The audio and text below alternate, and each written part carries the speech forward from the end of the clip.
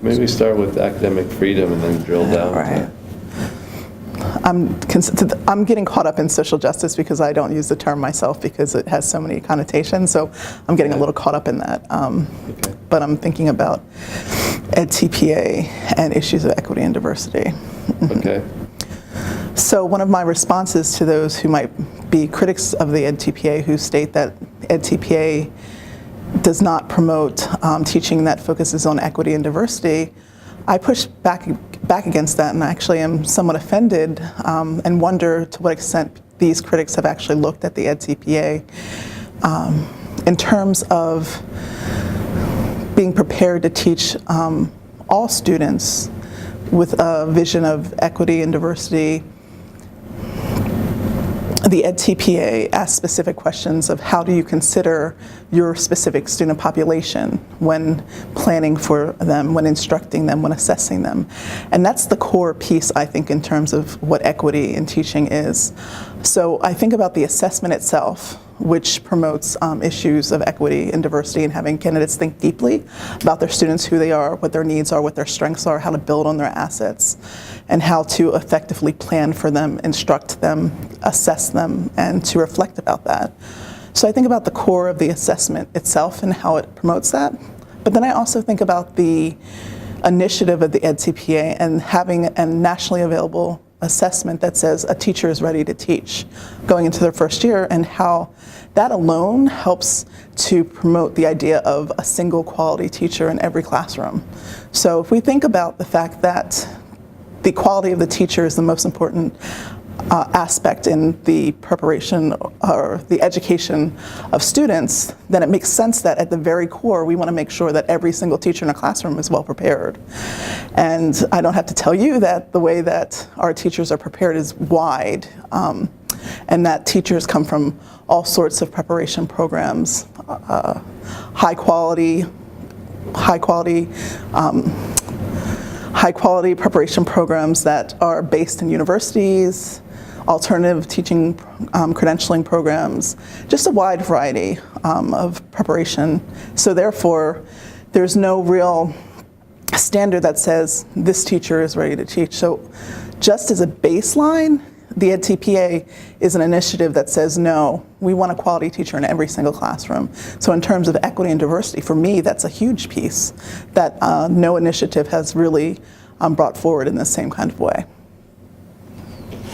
How can you, is the idea that you can have one measure consistent with the idea of preparing lots of teachers in different ways to meet different needs of different students? It sounds like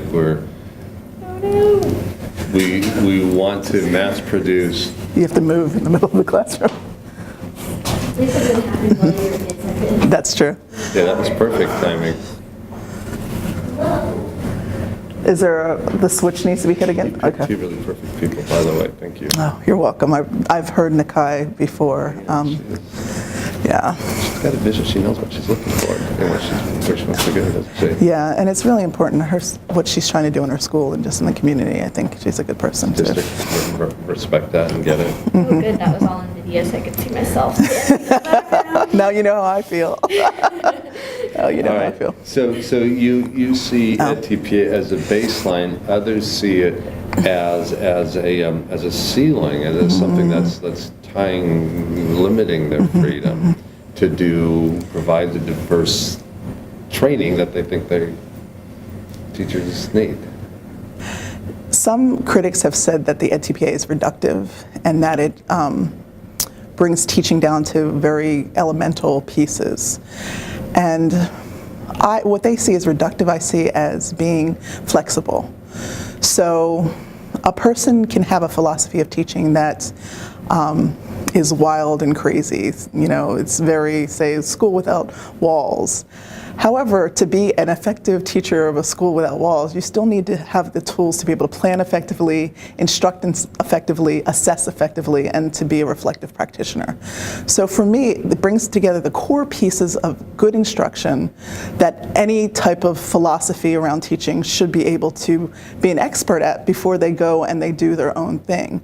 So for me, it's a way to make sure that the chords are learned. So thinking about a music metaphor, you can have a beautiful piano piece, but if you don't know the chords first, you're not going to be able to really play and master a beautiful song. So it's kind of knowing the chords of teaching so that you can play a beautiful song when you teach. Does that mean that professors and instructors in teacher preparation programs are now going to have to teach to test? I strongly caution instructors in institutes of higher education, I strongly caution Looks like you're having fun now. Sorry. I strongly caution faculty against teaching to the test.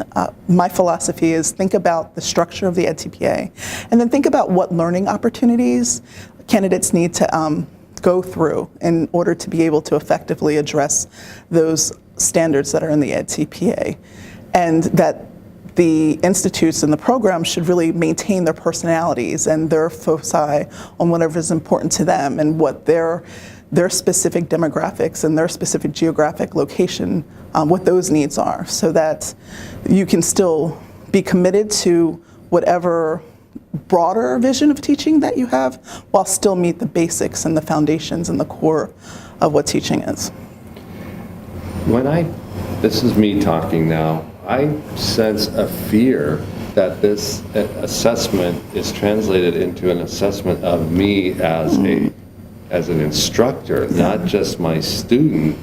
And if my students don't pass, then I didn't pass.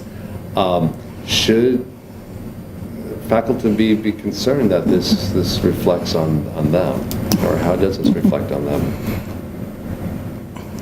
I think that faculty should use students' performance on the EdTPA as an indication of how well they're doing.